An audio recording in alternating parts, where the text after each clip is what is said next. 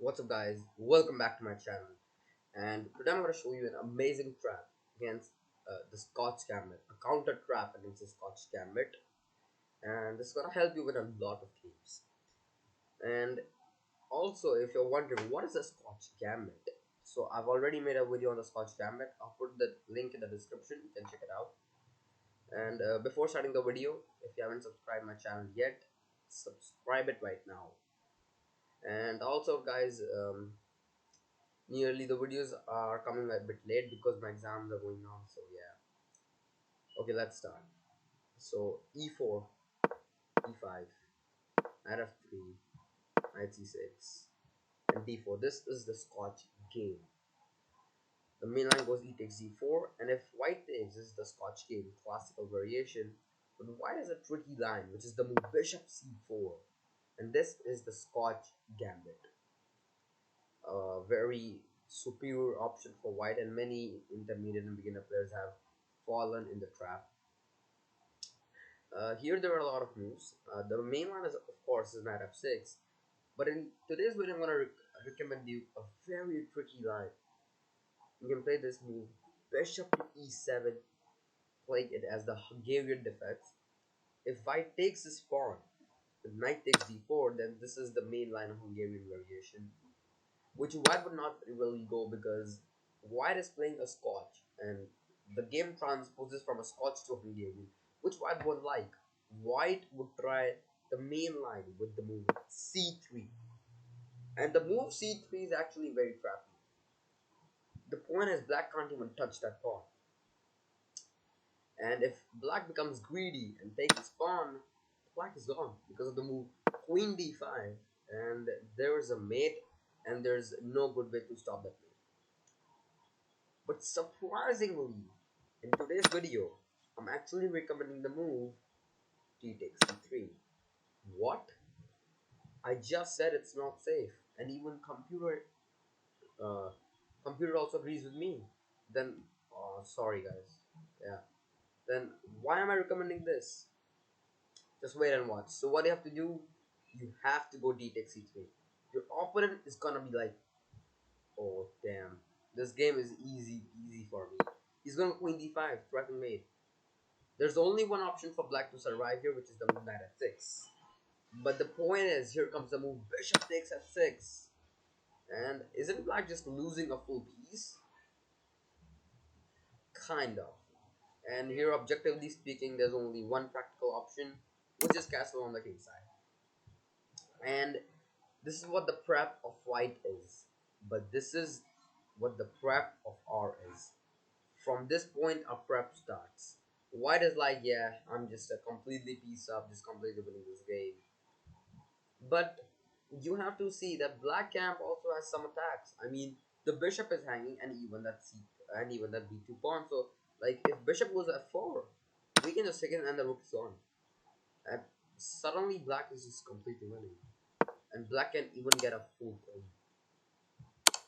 So it's not that easy. And if you take this pawn, then you can take this. Now you would like, wait, black is a bit exposed. It's not, because white has no black bishop, dark colored bishop. We can get bishop e6 and bishop g7, king h8, and it's actually a safe position for black, a very playable position. And even computer agrees, it's just plus 0.5, not much. So this is what can be done. But white will be like, wait a second, isn't there just a move bishop c1? I mean, if you take, then I take. Yeah, I'm just completely winning. Huh?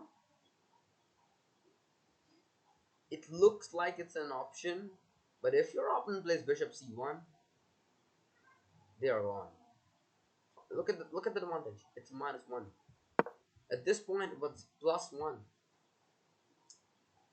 almost +1, and now it's -1. But why? I mean, white is just a complete piece up because of this nasty move, a very key move, knight to b4. Knight to b4 sets the game for the black. The point is you're attacking the queen and the c2 square, and there's no good way to protect it. If you go queen d1, the only option, c2. And the queen and the knight are fogged, And white plays like queen e2, we take the knight, rook takes b1, and at the end of the whole story, it's actually black who is the pawn up. From piece up for white, it's actually a pawn up for black, which is completely insane. And even this bishop is not even developed. I mean, it got developed and got undeveloped back. And yeah, black is just completely better. It's just -3. But the story doesn't end up here because I'm gonna show you uh, a more depth line up here. So if you reach this position, your opponent will be like, okay, I'm down a pawn, but I can survive this position, right? Now you need to know how to win this position because in this position there's one very important key move, which is a move which normally in normal circumstances you are not gonna see, and that's the super amazing move, insane d5. D5 is a crazy move. The point is, now there are three options: e takes d5, bishop takes d5, and the counter move a3. First, let's start with the worst one: e takes d5. E takes d5 is simple. You can just play bishop f5, and yeah, white is just completely losing. You can't go bishop d3.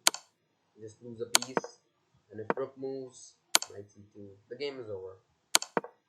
Yeah. What about bishop takes d5? Looks like a good option, right?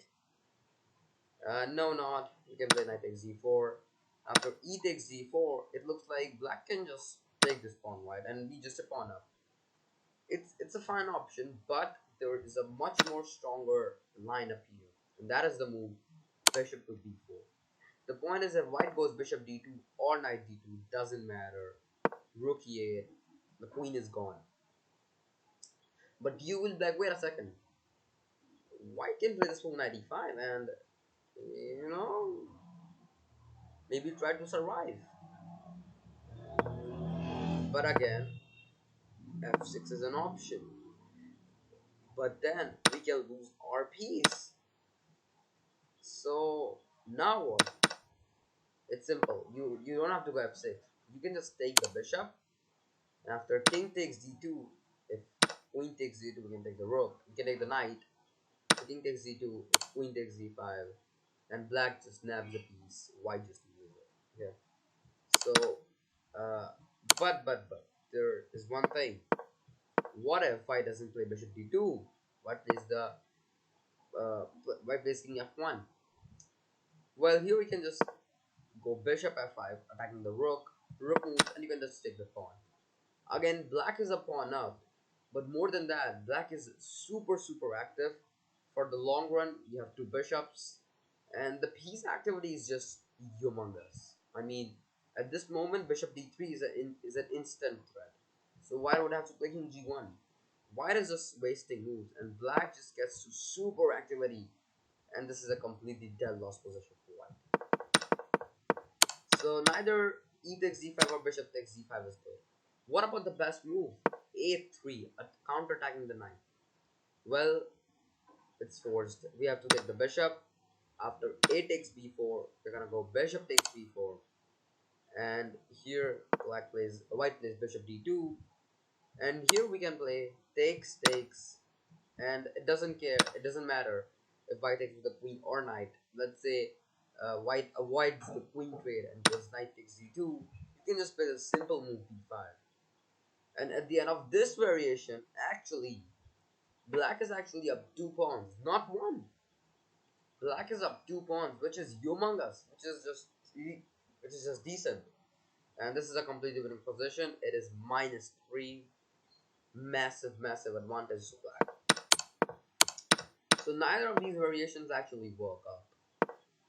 So that's why the move bishop, yes, bishop c1 is so bad because it completely loses the game. It throws the game. But before leaving this video, I would actually like to show you why computer is actually showing +0.7 up here. Because it's because of this move, only this move, bishop takes g7. The point is you have to, I mean, you can't go there, right? I just showed you. So there are two options for white. Either to lose the rook or the bishop. Of course, they're going to lose the bishop with a pawn. So they're losing a bishop for a pawn. So bishop takes g7. The point is we can't take it now, or else bishop takes b2. So it's basically forced. King takes g7 and knight takes e3. Now it looks like that black's king is actually is just superly exposed. But again, here also you can play this move bishop f6 and king h8 and be very safe. To illustrate my point, I would like to show you one of the game which I played. So I played the move d6. My opponent played king f, sorry, castle on the king side. And if you see that advantage is actually plus 0.6, which is not really big. Of course, white is better, but this is a playable position for black. You have to remember two key ideas: king h8, bishop f6, bishop c7. Very safe. I went with bishop f6, following my plan. My opponent plays a very logical move, queen h5, trying to attack. And queen h5 is a very good move because now I cannot play king h8, because or else there is bishop takes f7. So my opponent understands my thinking idea, and thus I played the move bishop e6. The point is, if you take, I'm good. I mean, my pawns are connected, and yeah. In the game, he took my bishop, and he thought the position would be more open, and he would attack me. And he played a very good move, rook d1. The point is, he's threatening e5, and if I go e5 myself, it's actually a bad move, because this gives white a very good square to come, and knight d5 is a very good option, and black is worse. That's why after something I found this best move, queen e8, trading the queens. My opponent declined the queen trade and went queen g4. But I'm more than happy to just go king h8, because now my both the key ideas done, and white has no attack. I mean, my opponent played rook e1, and it looks like very logical moves. I mean, white is playing super logically, and it looks like a good position. But at the end of the day, white has no attack, and it's actually black who is attacking white, because I played the move rook g8. The g file is open. It's actually black who is now coming into the game. He played king h3. I played queen f7. The point is, I'm trying to get my last rook into the game. He played rook d3. So obvious, it's obvious now. If I go rook g7, he's trying to defend with rook g3, which is actually a pretty good idea. So I thought, let's get a bit another idea. I played rook f8. So instead of doubling up here, I started my battery on this side. And sometimes it happens. My opponent, in time pressure, played the moon knight h4. So he was panicking up. And yeah, he just missed this move. Bishop takes e2. The point is, rook takes or pawn takes doesn't matter. It's just queen takes f2. And if king h1, instead of taking the rook, I wanted a flashy ending. I sacked my queen and got the win. Though, so there's another win for black, which I did not solve. And it is bishop takes h4. Because this looks like there is no win. I mean, my pieces are not going anywhere. But there is an absolutely amazing move. A deflection move. Deflection move. Rook to g4. That is crazy. That is nuts. I mean, white has no way to defend this pawn with the queen. And if you take, again, it's the same story. And that's made. So that is how you can beat the Scotch Gambit with this amazing counter trap. Now I'm sure you're not scared of the Scotch Gambit, but remember, you have to take this pawn and bait white to play this move, and then you know what you have to do. Then you just know what you have to do. But I have one recommendation. I would say that play the move d takes c3 mostly in the blitz and the rapid games, because in some classical games your opponent would think what is going on, and he might just play that bishop takes g2, takes bishop takes g7 line, which is not that bad. It's playable, but you can avoid it. So see, but for blitz and rapid, this is an absolutely treasure line. It's a treasure. It's precious. So guys, that's all for this video. I'll meet you in the next video. Till then, be safe, be healthy. And if you haven't subscribed my channel yet, subscribe it right now. Bro, what are you thinking? Subscribe. You get such a good content up here. I'll meet you in the next video.